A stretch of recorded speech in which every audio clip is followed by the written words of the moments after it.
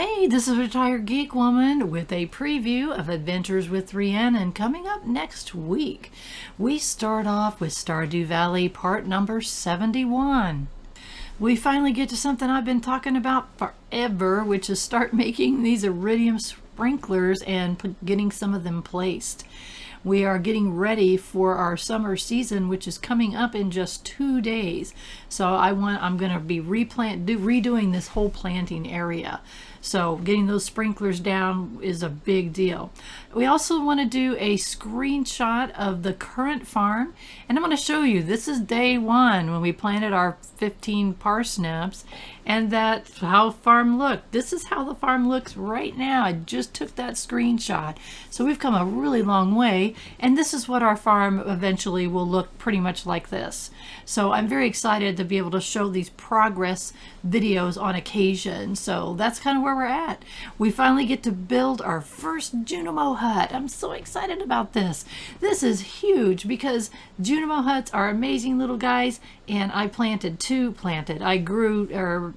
built 2, and now I'm building my farm around it. As you can see, at this point now we're already in day 1 of summer, and I'm not where I wanted to be at all. I wanted to have this done by now, but it is what it is. So next up we're going to have Kinseed part number 19. As you can see, I'm married and I'm sending Ash off to go do stuff, and in the meantime I micromanage my shops.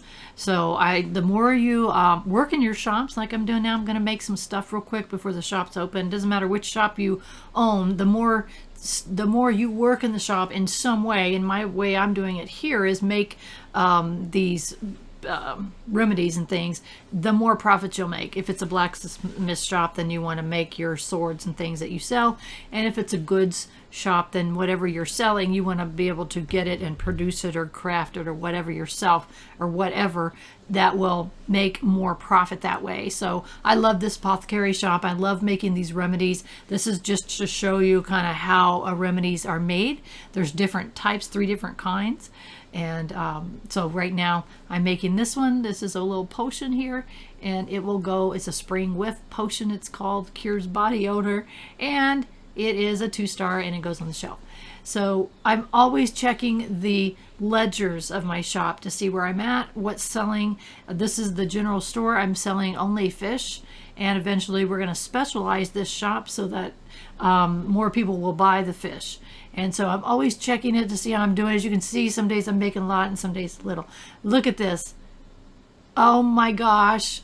Apparently John Bowes does not like strawberries. I didn't know that. And it ruined what relationship I had already created with him. So be careful what you give people. So Ash came back, and I grabbed the things that he had brought back, and we're going to send him right on back to Tirnanog, because as his skill grows, then he will get higher quality items that I need from there, and I don't have to go get it myself. So when he came back, it's like, okay, I'll take now he always brings back 10 items, and I'm going to send him right back to Tirnanog because we're not ready for the babies yet, so might as well give him something to do, right? So send him back to Tirnanog and go fishing. You could have him do anything. I'm having him fish. And as you can see, his experience level has gone up. So he'll eventually be able to get higher quality fish and bring them back. Next up, Stardew Valley, part number 72. I needed to move the Junimo hut. I realized one of them was too far over. I had already tried to plant some stuff and thought, okay, this is not in the right place. Just like other farm buildings, you can move them by going back to where whoever built them, in this case the wizard, and move that over a little bit, and that looks a little bit better to me. Also down here we check out our rainbow fish. Look at this. Rainbow trout, they want 2 emeralds. So if we do that, they'll increase and I'll get more rainbow trouts. So I'll go and grab them and take them down and toss them in. You can see we got things planted. Things are looking pretty good. This is the first time we've had a full planting of our enlarged large planting area. So we're going to grab those emeralds and throw them in the pond. Look what happens. Look what they say. Thank you. The emeralds will keep us healthy, and it will keep increasing them as well.